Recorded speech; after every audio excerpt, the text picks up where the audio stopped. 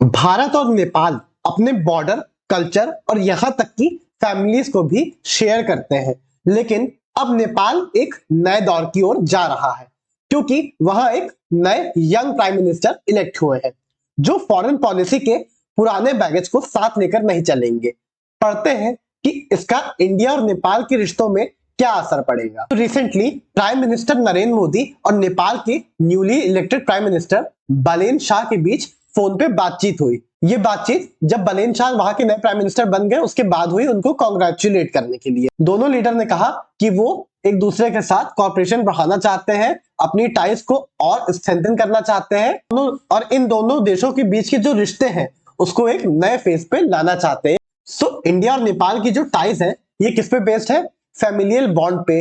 हमारा एक जैसा फैमिली कल्चर है, शेयर्ड कल्चर है, दोनों ही कंट्रीज हिंदू मेजोरिटी है तो एक जैसे बिलीव है, एक जैसा रहन सहन है, एक जैसे इथिक्स है और साथ में हमारे बॉर्डर्स भी ओपन है। यानी इंडिया और नेपाल के बीच बॉर्डर में कोई फेंसिंग नहीं है, बॉर्डर एकदम ओपन है, कोई भी कहीं से भी आ जा सकता है दोनों जगह। और ऐसा होता भी है, जो बॉर्डर पे घर है वो एकदम पास पास है तो वो लोग एक दूसरे के आते जाते रहते हैं। कई जगह तो ऐसा है कि इस साइड इंडियन फैमिली रह रही है और उन्हीं के रिलेटिव्स दूसरी साइड नेपाल में रह रहे हैं। सो फैमिली भी शेयर करते हैं। साथ में पॉलिटिक्स भी बहुत एक जैसी है, इंटरवाइन पॉलिटिक्स है। बहुत ही पुराने टाइम से हम दोनों नेशंस एक दूसरे से बहुत क्लोज है। सो नेपाल क्या है? एक लैंडलॉक कंट्री है। लैंडलॉक मतलब कि नेपाल के पास सी का या ओशन का खुद का एक्सेस नहीं है। सी या ओशन के एक्सेस के लिए वो इंडिया पे डिपेंडेंट है। मतलब नेपाल के लिए कोई ट्रेड होता है तो जो शिप्स आते हैं या नेपाल भी जो एक्सपोर्ट करता है वो इंडियन पोर्ट से ही जाते हैं क्योंकि नेपाल के पास खुद का कोई पोर्ट नहीं है। इंडिया नेपाल को ट्रेड और ट्रांजिट रूट प्रोवाइड करता है। ट्रांजिट मतलब मूवमेंट फॉर गुड्स। तो इंडिया के ही बंदरगाहों से नेपाल के सामान आते हैं और जाते हैं। अब हम ये कॉर्पोरेशन और भी ज्यादा बढ़ाना चाहते हैं। कैसे? रीजनल एनर्जी ग्रिड से। तो इंडिया एक रीजनल एनर्जी ग्रिड बना रहा है, मतलब एक ऐसा नेटवर्क इलेक्ट्रिसिटी सिस्टम का जहां पे सारी कंट्रीज पे इलेक्ट्रिसिटी जाए। तो नेपाल इसका यूज करना चाहेगा क्योंकि नेपाल क्या है, हाइड्रो पावर से इलेक्ट्रिसिटी बनाता है बहुत ज्यादा, जो कि उसके देश का की रेवेन्यू चैनल भी है। तो अगर इंडिया अपना ग्रिड दे दे तो नेपाल बांग्लादेश या बाकी कंट्री जैसे भूटान को इलेक्ट्रिसिटी सप्लाई कर पाए। पीएम बलेन शाह है जो, इन्होंने इंडिया में काफी पढ़ाई भी करी है, इनका अच्छा वर्क एक्सपीरियंस है, इंडिया में इंटर्नशिप है, वर्क एक्सपीरियंस है। तो ये इंडिया के कल्चर से और इंडिया से अच्छी तरह फेमिलियर है। बट इस चीज पे हमें रिलाय नहीं करना चाहिए कि हम दोनों हिंदू मेजोरिटी नेशंस हैं तो हम अच्छे ही होंगे एक दूसरे के साथ, या एक जैसा कल्चर है तो भी अच्छे होंगे। क्योंकि अब तक तो हम दोनों के बीच जो बायलैटरल एग्रीमेंट या जो हमारे बीच की टाइल्स है उसमें इसी सॉफ्ट पावर का ज्यादा यूज होता था। लेकिन एडिटर कह रहे हैं कि जो पीएम बलेन शाह का एक्सेशन है, मतलब राइज टू पावर है नेपाल में, वो कोई जरूरी नहीं कि कोई प्रिडिक्टेबल पैटर्न फॉलो करे, मतलब एक तरीके से कॉमनली यूज पैटर्न फॉलो करे। जैसा अब तक होता है जरूरी नहीं आगे भी वैसा ही हो।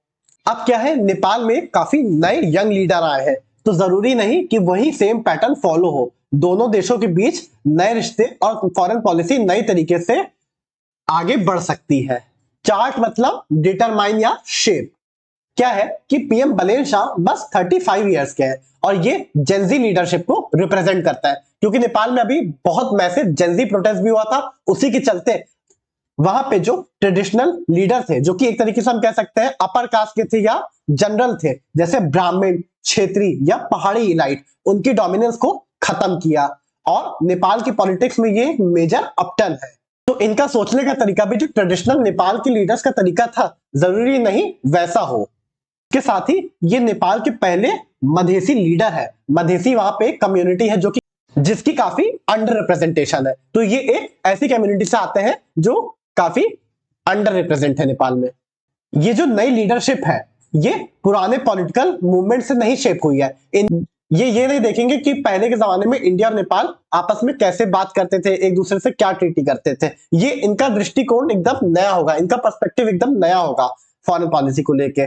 जैसे जो चीजें पंचायती सिस्टम यानी मोनार्की के टाइम चलती थी, हो सकता है वो अब ना चले, या कांग्रेस या कम्युनिस्ट पार्टी जब लोकतंत्र आया नेपाल में उसके बाद जो चीजें चलती थी हो सकता है वैसे भी ना चले, या जो मॉइस्ट मूवमेंट है वो चीजें अब हो सकता है बदल जाए। बेसिकली नेपाल के पास अब कोई इनहेरिटेड फॉरेन पॉलिसी फ्रेमवर्क नहीं है, वो एक नए तरीके से सब चीज को देखेगा और समझेगा। बेसिकली एक नया जन्म हुआ है नेपाल का।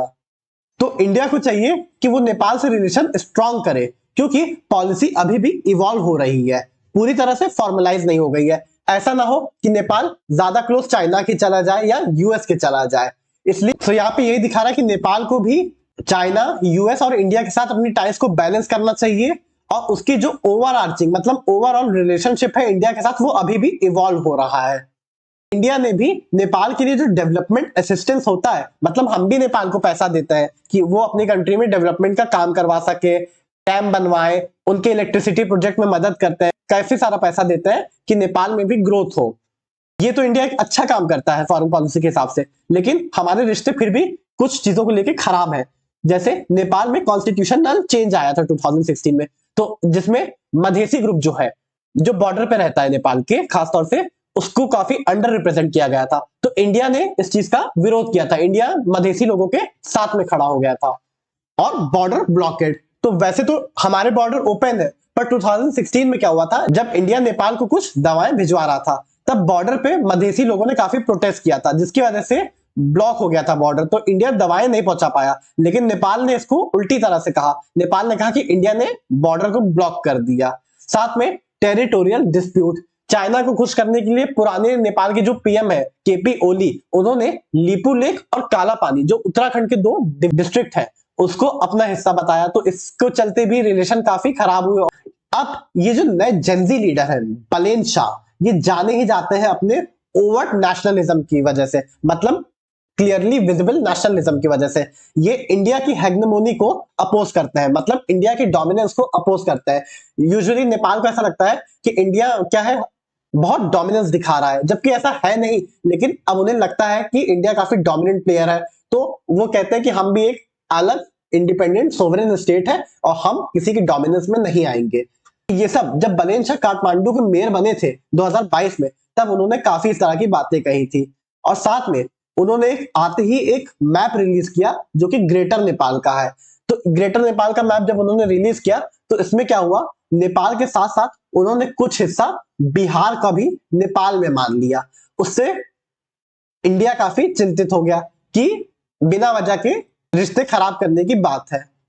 तो इंडिया को काफी केयरफुली एक्ट करना चाहिए, ट्रेड लाइटली मतलब एक्ट कॉशियसली। साथ में नेपाल को भी हेल्प करनी चाहिए कि नेपाल इंडिपेंडेंट हो और स्ट्रांग हो, क्योंकि तभी नेपाल को ऐसा लगेगा कि इंडिया की डोमिनेंस नहीं है। पूरा सपोर्ट प्रोवाइड करना चाहिए और एक पॉजिटिव एंगेजमेंट नेपाल के साथ रखनी चाहिए। ये हम कैसे कर सकते हैं, पहले तो जो नेपाल के पास इमीडिएट चैलेंजेस है, क्योंकि वेस्ट एशिया वॉर से जब इंडिया इतना ज्यादा प्रभावित है, तो नेपाल भी प्रभावित है। नेपाल के पास फ्यूल की दिक्कत है, फर्टिलाइजर की दिक्कत है, तो ये सब चीजों में इंडिया एक सपोर्ट कर सकता है नेपाल को इन सब चीजों से ओवरकम करने में। और हेविली डिपेंडेंट है वो रेमिटेंसेस पे, मतलब वो लोग जो अब्रॉड में काम करके अपने परिवार को नेपाल पैसा भेजते हैं, उस पे नेपाल की इकोनॉमी बहुत हेविली डिपेंडेंट है। और किस चीज पे डिपेंडेंट है, टूरिज्म पे डिपेंडेंट है। तो वेस्ट एशिया वॉर से दोनों ही काफी अफेक्टेड हुए हैं। तो ये नेपाल की इकोनॉमिक वल्नरेबिलिटी को भी दिखाता है। तो इंडिया क्या कर सकता है, एक तो नेपाल की फ्लाइट्स को अपने ऊपर से उड़ने की परमिशन दे, मतलब ओवर फ्लाइट अलाउ करे। वैसे अभी भी नेपाल इंडिया के ऊपर से ही फ्लाइट ले जाता है, ऐसा नहीं है कि इंडिया के ऊपर से फ्लाइट नहीं जाती, क्योंकि लैंडलॉक कंट्री है, कैसे नेपाल तक कोई पहुंचेगा अगर इंडिया नहीं घुसेगा तो। लेकिन इंडिया भी क्या है, अपने कुछ स्ट्रेटेजिक एरिया है जहां पे वो नहीं चाहता कि कोई भी दूसरे देश का प्लेन उड़े उसके ऊपर, तो वहां पे इंडिया ने अलाउड नहीं किया हुआ है। तो इसके चलते नेपाल की कुछ फ्लाइट्स को एयरपोर्ट से काफी लॉन्ग डिस्टेंस ट्रेवल करना पड़ता है। इंडिया की सिक्योरिटी के लिए भी ये जरूरी है कि इंडिया एक फॉरेन नेशन को, चाहे जितना भी सिमिलर हो, लेकिन एक फॉरेन नेशन को अपने मिलिट्री बेसिस के ऊपर नहीं उड़ने दे सकता। तो ये सब भी नेपाल को प्रॉब्लम है। तो एडिटर यही कहना है कि कुछ एरियाज में जहां जहां पॉसिबल हो वहां पे ओवरफ्लाइट अलाउ करनी चाहिए। साथ में नेपाल की जो इलेक्ट्रिसिटी रेस्ट्रिक्शन है, इंडिया का एक रूल है, अनसेड रूल है, कि अगर कोई देश थर्ड कंट्री की मदद से पावर बनाता है, इलेक्ट्रिसिटी बनाता है, तो इंडिया वो नहीं खरीदेगा। जैसे जैसे चाइना और नेपाल मिलके इलेक्ट्रिसिटी जनरेट कर रहा है, तो इंडिया फिर वो इलेक्ट्रिसिटी नहीं खरीदेगा। क्यों नहीं खरीदेगा, क्योंकि इनडायरेक्टली इससे चाइना को बहुत हैवी बेनिफिट होगा। नेपाल के नाम पे चाइना इलेक्ट्रिसिटी बेचेगा इंडिया को, तो इंडिया चाइना को बूस्ट करने का कोई भी काम नहीं करना चाहता। साथ में हमारी जो फ्रेंडशिप ट्रीटी है हम उसको अपग्रेड करें और ज्यादा स्ट्रॉन्ग करें और अपना इकोनॉमिक कॉर्पोरेशन सब और बढ़ाएं। ये यही बताते हैं कि 2024 में केपी ओली को बुलाने में देर करी तो वो पहले बीजिंग चले गए और एक अच्छी डिप्लोमेटिक अपॉर्चुनिटी मिस हो गई। तो एडिटर सजेस्ट करते हैं कि बनील शाह को अब दिल्ली जल्दी से जल्दी बुलाना चाहिए, साथ में अपने कॉर्पोरेशन और ट्रस्ट को मजबूत करना चाहिए। नेबरहुड फर्स्ट की पॉलिसी जो पीएम मोदी की 2014 में आती ही उन्होंने पहली फॉरेन पॉलिसी में यही कहा था कि नेबरहुड फर्स्ट, उस चीज को रिवाइव करना चाहिए और म्यूचुअल रिस्पेक्ट के साथ आगे बढ़ना चाहिए।